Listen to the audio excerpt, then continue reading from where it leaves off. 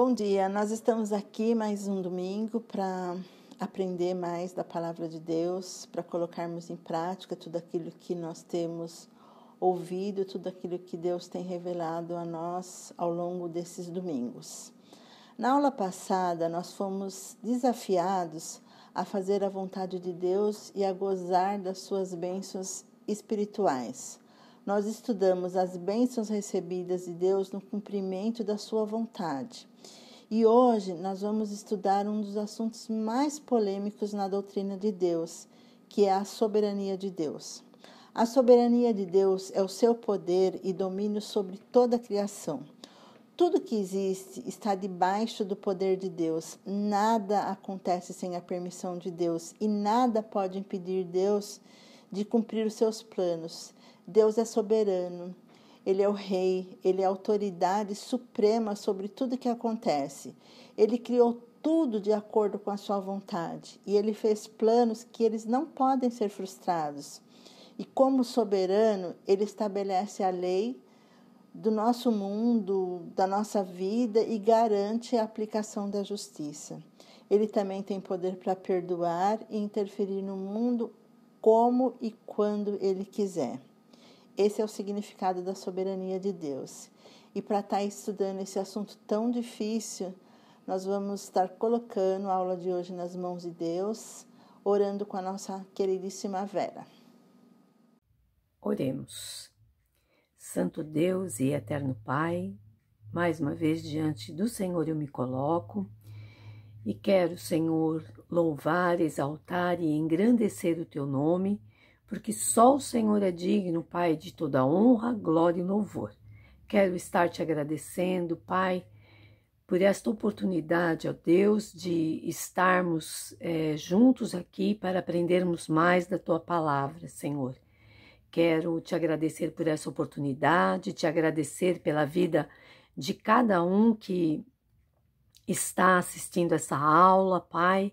Quero te agradecer pela vida da Ruth, Senhor, em especial, que vai trazer a mensagem, Pai. Que o Senhor esteja cuidando, Senhor Deus, da vida dela, Pai. Que o Senhor esteja usando ela como instrumento teu, ó Pai, que não seja ela, mas seja o Senhor através dela, Senhor, a estar, Senhor Deus, falando aos nossos corações, Pai. Pai, quero pedir pela vida de cada um que vai estar ouvindo essa sua mensagem, que o Senhor esteja nos dando entendimento, sabedoria, Senhor, discernimento, para entender, ó Deus, o que o Senhor quer nos ensinar, ó Pai, e nos dê, Senhor Deus, sabedoria, nos dê, Senhor Deus, força, coragem, ó Pai, para colocarmos em prática, ó Deus, no nosso viver diário. Pai, esteja também abençoando, ó Pai, a vida do Marcelo, Senhor Deus, que também é professor da nossa sala, que também tem se esforçado, trabalhado, ó Pai, para aprender, ó Deus, e também nos ensinar, ó Deus. Cuida também desse teu servo, Pai. Pai, sê, Senhor Deus, com os demais atos, ó Deus, e nos ajude, Senhor Deus, a entender e a fazer a tua vontade, Pai. Porque sabemos, ó Deus, que a tua vontade é perfeita e o melhor para as nossas vidas. É no nome do Senhor Jesus, o meu Salvador, que eu oro e suplico o perdão dos meus pecados. Amém.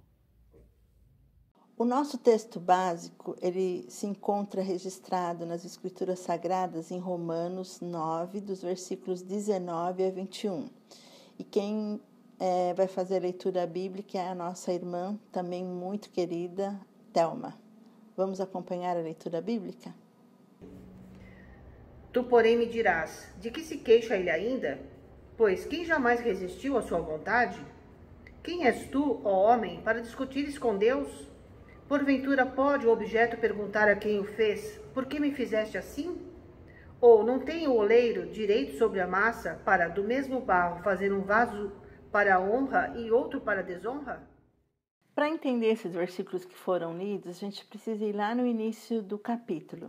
No versículo 1, Paulo diz assim: digo a verdade em Cristo, não minto. Por que ele fala isso? porque Paulo era visto como um falso pregador, pois era perseguido pela grande maioria dos judeus, e esses judeus eles rejeitavam a mensagem de Paulo. No versículo 2 ele diz: "Tenho grande tristeza e incessante dor no coração." A nação de Israel, ela provocava uma dor no coração de Paulo, aquela angústia. Alguns estudiosos dizem até que esse poderia ser o espinho na carne de Paulo. Paulo ele sentia uma dor profunda, uma angústia por seus parentes segundo a carne, a ponto de desejar, como Moisés, como se fosse possível, perder a salvação pelo bem dessas pessoas que rejeitam a Cristo. Então, para Paulo, não existe contradição entre a soberania de Deus, entre a vontade de Deus e a compaixão que você tem pela alma perdida.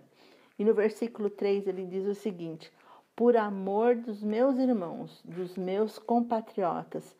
Paulo, ele amava os judeus a ponto de dizer: "Eu mesmo desejaria ser anátema, ser amaldiçoado e entregue à destruição em lugar dos meus compatriotas." Aí lá no versículo 14 e 18, Paulo faz uma série de perguntas. Que diremos, pois? Há injustiça da parte de Deus? E ele mesmo responde: de modo nenhum. Em Deus não há injustiça. Deus é soberano e ele concede misericórdia a quem ele quer. E aí Paulo ele cita duas passagens do Antigo Testamento que está registrada em Êxodo. A primeira está em Êxodo 33, dos versículos 18 e 19. É a passagem onde Moisés ele pede para Deus revelar a sua glória, para Deus mostrar a sua glória. E Deus responde: você não vai poder ver a minha face, porque ninguém que viu a minha face viveu. Mas eu farei passar diante de você o quê? A minha bondade, e aí eu vou proclamar a minha glória. E Deus passa diante de Moisés e ele diz o que está em Romanos 9,15. Terei misericórdia de quem me aprouver ter misericórdia, e compadecer-me-ei de quem me aprouver ter compaixão. O que é misericórdia, gente? Misericórdia é tratar alguém com compaixão, alguém que merece ser condenado, alguém que merece ser castigado por suas próprias culpas. É perdoar, é acolher, é amar, é receber quem não merece. E essa misericórdia de Deus, ela é revelada para nós através de quem? Através de Jesus Cristo. E ele diz a Moisés: eu estendo essa misericórdia a quem eu quero e não a quem merece. Não é quem fez por merecer, mas é segundo a misericórdia de Deus. Então a conclusão de Paulo no versículo 16 é essa: assim, pois, não depende de quem quer ou de quem corre, mas de Deus usar a sua misericórdia. Paulo está querendo dizer que o povo eleito de Deus é aquele em quem as promessas de Deus elas se cumprem. Não é por mérito humano, não é por questão de obras, mas depende do quê? Depende da misericórdia de Deus. E ele cita mais um texto que está em Êxodo 9,16, foi quando Deus anunciou a 7ª praga a Faraó. Deus disse a Faraó as seguintes palavras: para isso mesmo te levantei. Está aí no versículo 17 do capítulo que nós lemos de Romanos 9. Para isso mesmo te levantei, para mostrar em ti o meu poder e para que o meu nome seja anunciado por toda a terra. Com que objetivo Deus endureceu ainda mais o coração de Faraó? Porque cada vez que Faraó endurecia o coração, Deus mostrava o quê? Deus mostrava a sua glória, o seu poder, o seu juízo sobre os deuses do Egito, mandando mais uma praga sobre eles. Deus disse a Faraó: eu te levantei. E como Faraó endurecia o seu coração para mostrar em ti o meu poder, para que toda vez que você disser não para o meu povo não sair, eu vou mostrar que eu sou o Deus Todo-Poderoso.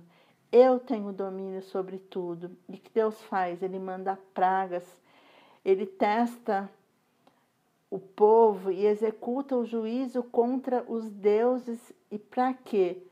Aí no versículo mesmo, para que o meu nome seja anunciado por toda a terra. Então a gente percebe até nos dias de hoje a história de como Deus tirou o povo do Egito por meio de sinais e prodígios, se tornou conhecida por todo o povo daquela época e por todo o povo da nossa época. O nome de Deus, o que ele foi? Ele foi exaltado e glorificado. Para a glória do nome de Deus, ele endureceu o coração daquele rei. E qual é a conclusão de Paulo no versículo 18? Logo, ele tem misericórdia de quem quer, como ele disse a Moisés, e também endurece a quem quer, como ele fez com Faraó. Deus tem um propósito em tudo. O alvo de Deus sempre é mostrar a sua glória, e isso ele faz soberanamente. Nos versículos 19 a 23, vamos reler. Tu, porém, me dirás, de que se queixa ele ainda? Pois quem jamais resistiu à sua vontade? Quem és tu, ó homem, para discutires com Deus? Se a vontade de Deus é irresistível, por que ele cobra as criaturas? Por que ele exige de nós obediência? Aí no versículo 20, quem é você para discutir com Deus? Então, a pergunta que é feita no versículo 19, Paulo ele não responde. Mas o que ele vê? Ele vê a motivação que está por trás dessa pergunta. Essa pergunta é originada de quem não se curva diante da soberania de Deus. Alguém que acredita que tem autonomia. Que não acredita que Deus pode fazer o que Ele quer, da forma que Ele quer. Eles pensam até que Deus é injusto, porque às vezes Ele dá para um, mas não dá para outro. O que Paulo vê é o que está por detrás dessa pergunta. Aí ele fala, quem é você para discutir com Deus? E aí Paulo usa a metáfora lá de Jeremias. Porventura pode o objeto perguntar a quem o fez, por que fizestes assim? Como se dissesse ao homem, ponha-se no seu lugar, né? Vê quem você é. Você é uma criatura, você é limitado. Quem é você para discutir com o Criador? O Deus que fez o infinito, Ele é o Senhor absoluto de todas as coisas. Como é que você pode questionar a Deus? Pode a criatura questionar o Criador? Continuando, versículo 21. Ou não tem o olheiro direito sobre a massa, para do mesmo barro fazer um vaso para a honra e outro para a desonra?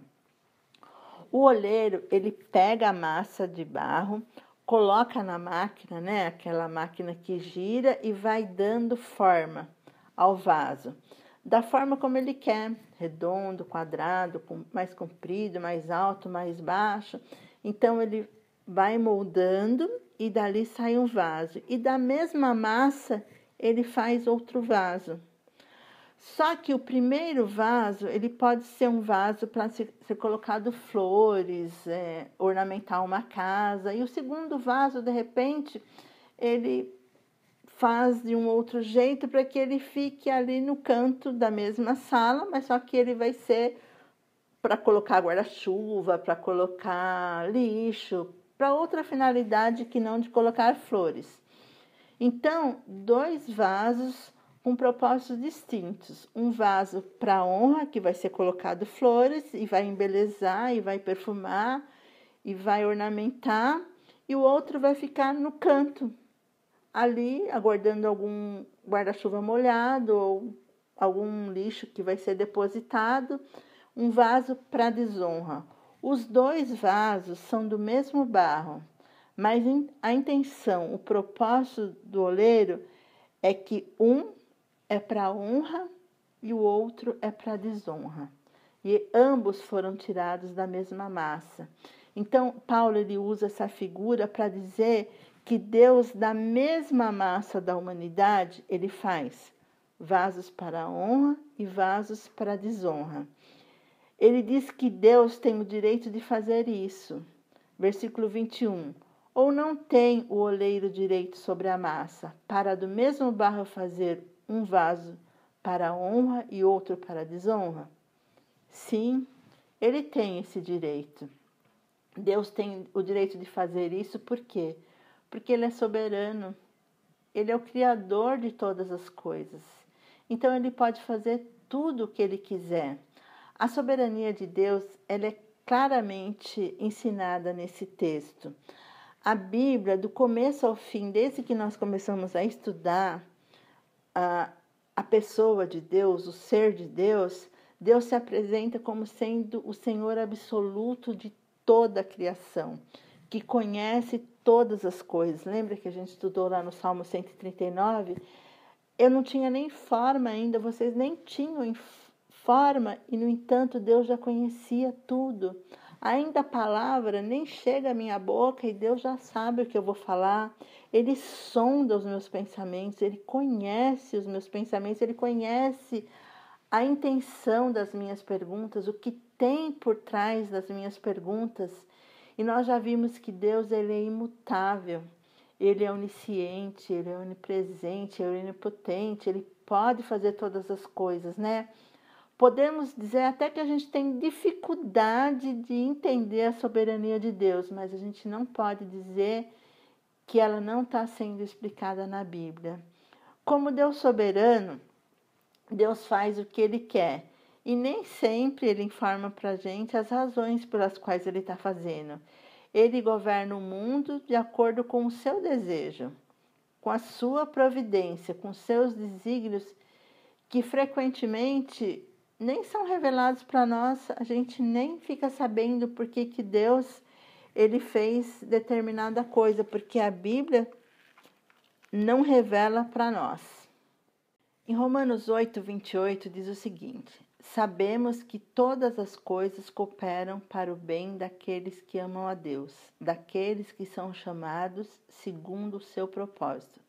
Se Deus disse todas as coisas, isso quer dizer tudo, porque do Senhor é a terra e tudo que nela se contém, o mundo e os que nele habitam. Salmo 24:1.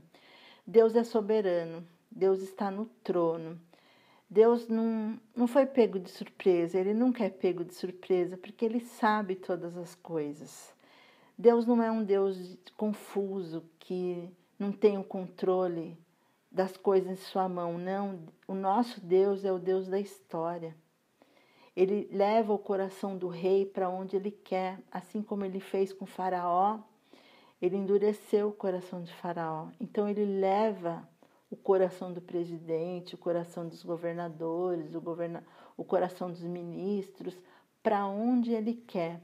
Nada acontece sem que Deus permita, sem que Deus ele tenha um propósito.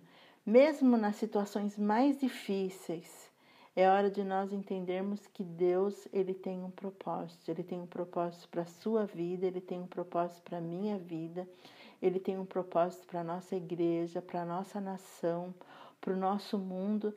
O que a gente tem que fazer é procurar sabedoria e o discernimento para entender qual é o propósito de Deus para nós e para o nosso mundo.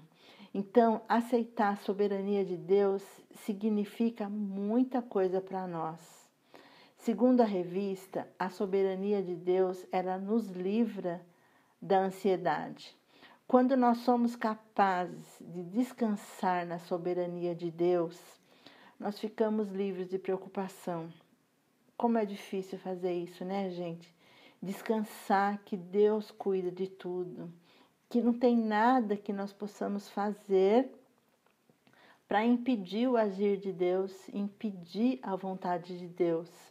Lá em Mateus 6, de 25 a 34, Jesus ele exorta para a gente não andar ansioso por coisa alguma. Nada, por nada na nossa vida. Por quê? Porque o Pai Celeste, Ele sabe de todas as coisas que nós necessitamos. Jesus disse nesse texto como não se deve viver, porque Deus ele sabe de tudo. Nós não devemos viver ansiosos, nós não devemos viver desligados, desconfiados ou inseguros. E Paulo, lá em Filipenses 4,6, ele diz o seguinte: não andeis ansiosos de coisa alguma, em tudo, porém, sejam conhecidos diante de Deus as vossas petições, pela oração, pela súplica, com ações de graça. E a soberania de Deus também, ela nos liberta de explicações. Como é difícil a gente entender a soberania de Deus, principalmente no aspecto de salvação, que alguns são eleitos, outros não são eleitos. A gente não precisa ter resposta para todas essas perguntas. A gente pode simplesmente dizer, eu não sei. Deuteronômio 29 diz o seguinte: as coisas encobertas pertencem ao Senhor, nosso Deus, porém as reveladas nos pertencem, a nós e aos nossos filhos, para sempre, para que cumpramos todas as palavras dessa lei. Então as coisas encobertas pertencem a Deus, porque Ele escolheu um e não outro. Pode a criatura questionar o Criador? O que está por detrás da nossa pergunta? A soberania de Deus, ela nos dá essa tranquilidade. Mesmo que a gente não tenha explicação, mas o Senhor, lá com o profeta Ezequiel, ele chegou e perguntou para Ezequiel o seguinte: filho do homem, pode reviver esses ossos? O que Ezequiel respondeu? Senhor, tu sabes. A gente não sabe, mas Deus sabe. Porque eu vou orar.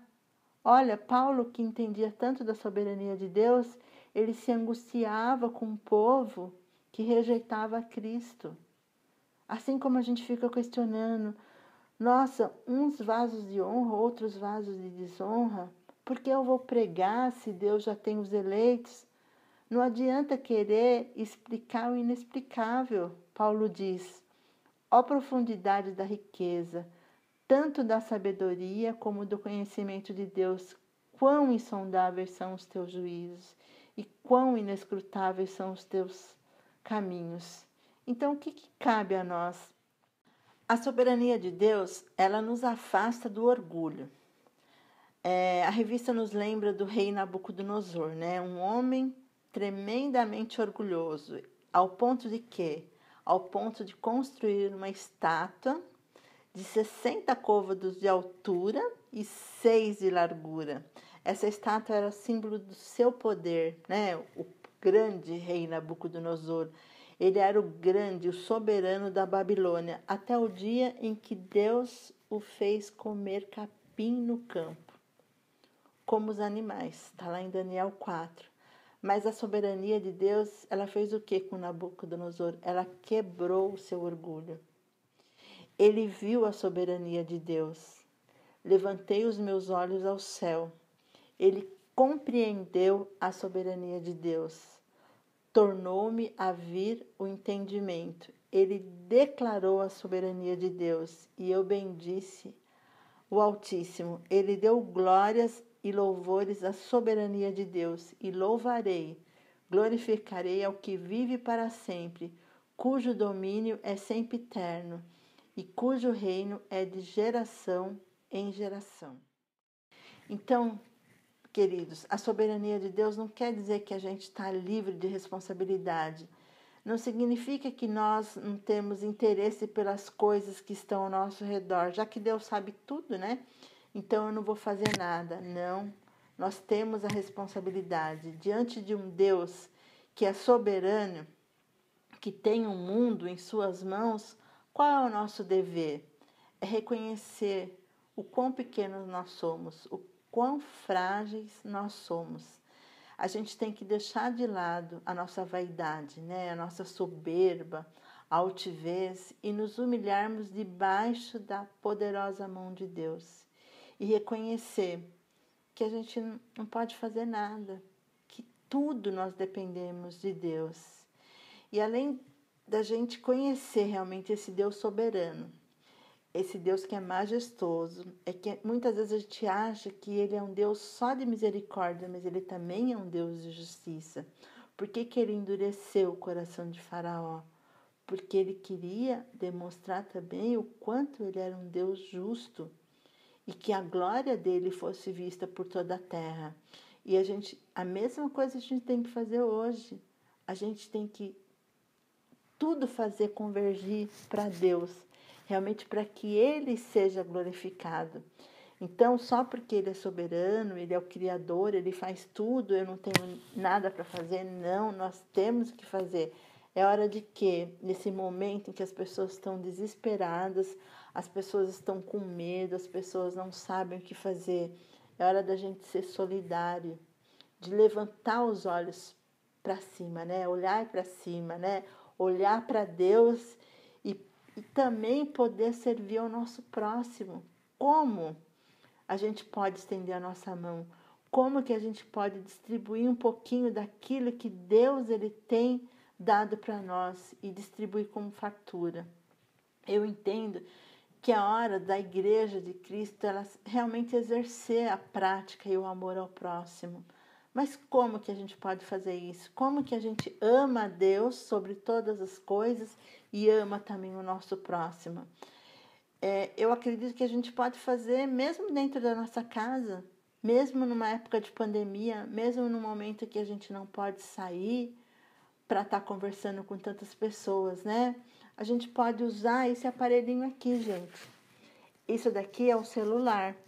Além de você enviar mensagens, olhar Facebook, Instagram e tudo mais, você também pode... Ele é um aparelho de telefone. Sabia que dá para ligar através do celular? Então, como que você pode usar esse celular? Você pode levar uma palavra de esperança para aquelas pessoas que se encontram desanimadas, uma palavra de ânimo, uma palavra de encorajamento. Quantas pessoas estão esmagadas, né, com medo, porque não conhecem a esperança que vem de Cristo? Leva a esperança do Evangelho, do consolo de Deus. Mostra para elas como Deus é soberano, como Ele agiu desde o princípio. Olha o que o Marcelo colocou lá na aula passada, né? Se José não tivesse sido vendido, se José não tivesse ido para a prisão, se José não tivesse ido morar no palácio, se tornado governador, Moisés, se Deus não tivesse endurecido o coração de Faraó, a gente tem que falar, as pessoas têm que saber. A Bíblia diz lá em Salmo que tudo aquilo que nós ouvimos e aprendemos, nós temos que contar aos nossos filhos, nós temos que contar para essa geração. Então eu tenho que falar desse Deus soberano sim para essas pessoas. Eu tenho que deixar com que elas conheçam o consolo de Deus, o amor de Deus, a misericórdia de Deus. Eu não sei quem é eleito, mas Deus sabe. Então, o meu papel qual é? É falar desse amor de Deus para as pessoas. A soberania de Deus, ela não tira o nosso compromisso com a grande comissão de Jesus, de pregar o Evangelho até os confins da terra. Lá em Romanos 14, 12, diz o seguinte: assim, pois, cada um dará conta de si mesmo a Deus. Se é difícil entender esse assunto da soberania de Deus, a revista sugere 3 coisas.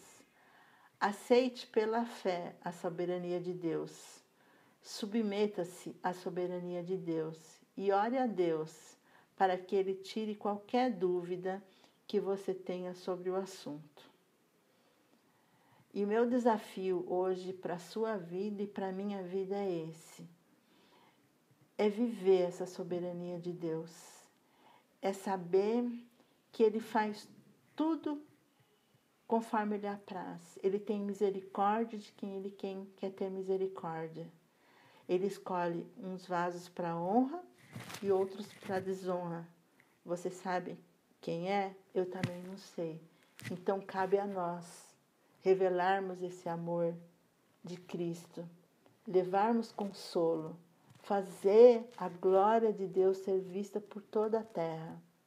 Esse é o propósito da nossa vida. Esse é um propósito já revelado, que tanto eu quanto você possamos descansar realmente nas mãos de Deus, sabendo que Ele é poderoso, que Ele pode fazer infinitamente mais do que tudo aquilo que eu peço ou penso.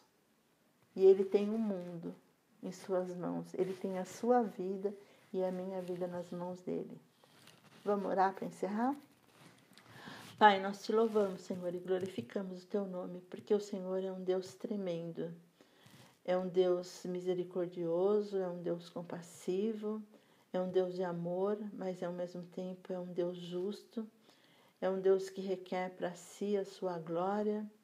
Ajuda-nos, Senhor, a reconhecermos o quão pequeno nós somos diante da tua grandeza, o quanto nós dependemos de ti, o quanto nós dependemos do teu amor. Ajuda-nos também, ó Pai, a fazermos diferença na nossa geração, nesse mundo, a fazermos a diferença hoje, onde há tantas pessoas carentes, tantas pessoas que precisam de conhecer a Ti, de reconhecer, ó Pai, a Tua glória e o Teu poder. Que nós possamos ser esses instrumentos, Senhor, esses vasos de honra que levam realmente a mensagem de amor para todos aqueles que ainda não Te conhecem. Dá-nos, Senhor, coragem, ousadia e intrepidez para falar de Ti. Tudo nós colocamos, Senhor, com o coração agradecidos diante da Tua presença. É por Jesus Cristo que eu oro, eu louvo e Te agradeço. Amém. Queridos, na aula passada o Marcelo disse que no final da aula dele tem os créditos da onde a gente tira as informações para estar repassando para vocês, dos livros, sites e tudo mais.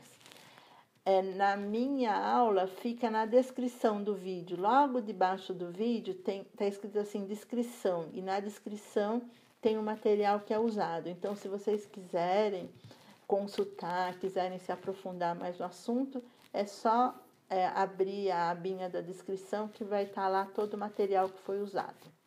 Eu desejo um bom domingo para vocês, um domingo abençoado, que vocês possam desfrutar dos cuidados que Deus tem para com a sua vida, tá bom? Beijo, fica com Deus.